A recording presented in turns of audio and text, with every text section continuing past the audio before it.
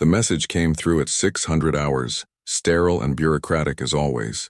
High Command had decided that Specialist Alara Chen was to be transferred from Outpost Carvvesi 7 to the core systems within the next 72 hours. No explanation. No negotiation. Just orders. Alara stared at the holographic text hovering above her datapad, her coffee growing cold in her hand. Around her, the outpost hummed with its usual morning activity.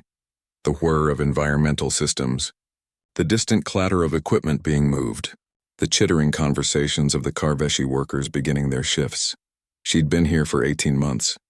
18 months of teaching the Carvvesi cubs basic engineering, of learning their clicking language, of becoming something she'd never expected to be, important to someone other than herself.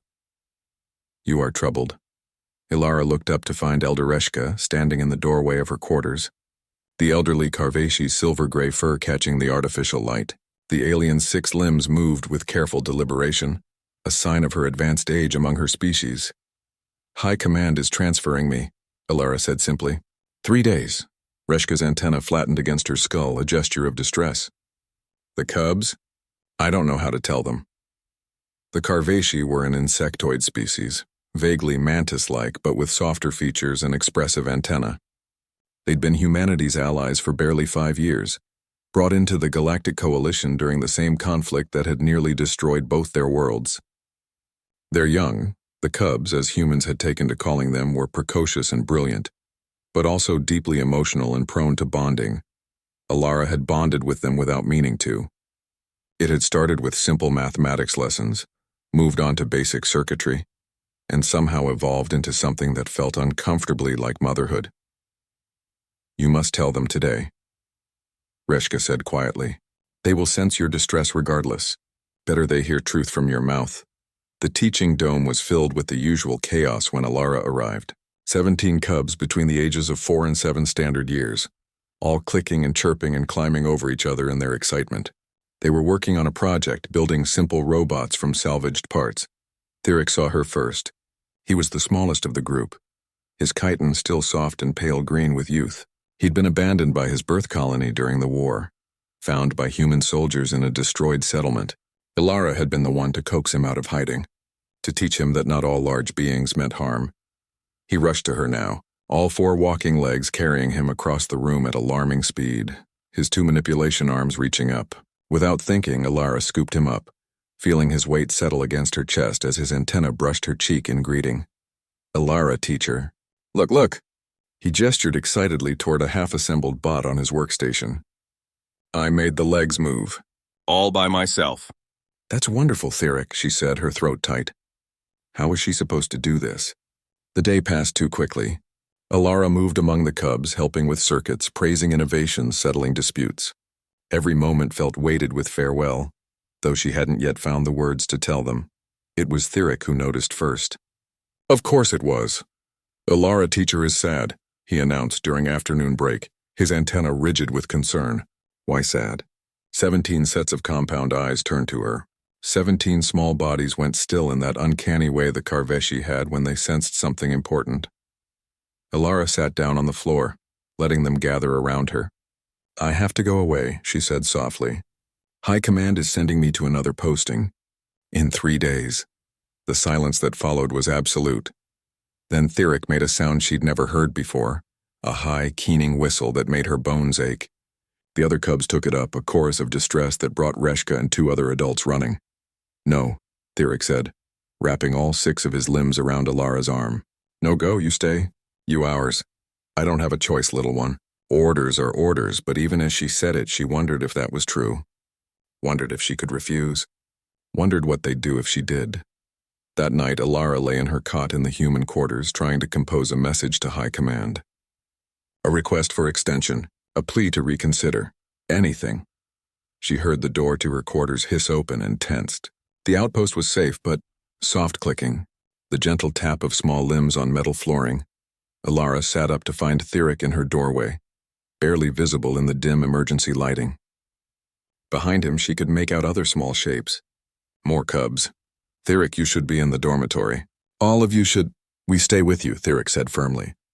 He crossed to her cot and settled himself on the floor directly in front of it, curling his body into a compact shape. "You not leave if we hear." The other cubs filed in silently, arranging themselves around her sleeping area like small chitinous guardians. Ilara counted 13 of them, 13 cubs who should have been safely in their own beds. "This isn't going to change anything," she whispered. Thyric's antenna swiveled toward her. "Maybe yes, maybe no, but we stay anyway." Ilara didn't sleep that night. Neither did the cubs. They maintained their vigil in perfect silence, and when Reshka came to collect them at dawn, not one of them would move. "They have claimed you," the elder said, a strange note in her clicking voice. "By our customs, that means something." "I do not know if humans understand, and what does it mean?" Ilara asked. "It means you are colony now. It means they will not let you go without fighting. It means," Reshka's antenna trembled. "It means perhaps High Command does not understand what they are breaking." The cubs stayed that entire day. When Ilara went to teacher classes, they followed. When she went to the commissary, they sat at her feet. When she tried to work on her transfer paperwork, Thyric climbed into her lap and refused to move. Other humans noticed. Word spread. By the evening of the second day, Captain Morrison summoned her to his office. "I've received 14 formal petitions," he said, gesturing at his screen, "from the Carvvesi Council. They're invoking some kind of cultural protection clause, claiming you're essential to the cubs' psychological development. Sir, and they're also claiming the cubs have imprinted on you in a way that makes separation potentially dangerous to their health." Morrison leaned back in his chair. "High Command is not pleased. I didn't ask for this, I know you didn't, Chen, but I'm asking you now, do you want to stay?" It should have been a difficult question. Ilara had joined the service to see the stars, to escape Earth's overcrowded desperation. She'd never planned to become attached to anything or anyone, but when she closed her eyes, she saw Thyric's pale green chitin and trusting antenna. She heard the collective breathing of 13 cubs sleeping outside her door. She felt the weight of small limbs trusting her to keep them safe. "Yes, sir, I want to stay," Morrison smiled. "Good. Because I already told High Command that forcing this transfer would violate our treaty obligations regarding Carvvesi cultural practices. You're staying, Specialist. Permanent assignment." That night, when Ilara returned to her quarters, the cubs were already there. All 17 of them this time, arranged in their protective circle around her cot. Thyric looked up at her, antenna raised in question. "I'm staying," she said softly. The clicking that followed was pure joy. As Ilara settled onto her cot, Thyric curled up closest to her, his small body warm against the metal floor. Within minutes, all 17 cubs had fallen into peaceful sleep, their vigil finally over. Ilara lay awake a little longer watching over them, and realized that somewhere along the way she'd stopped being just a soldier following orders. She'd become something the Carvvesi understood far better than humans did. She'd become colony, she'd become home. And High Command, for all their power and authority, hadn't stood a chance against 17 determined cubs who knew exactly who they belonged to.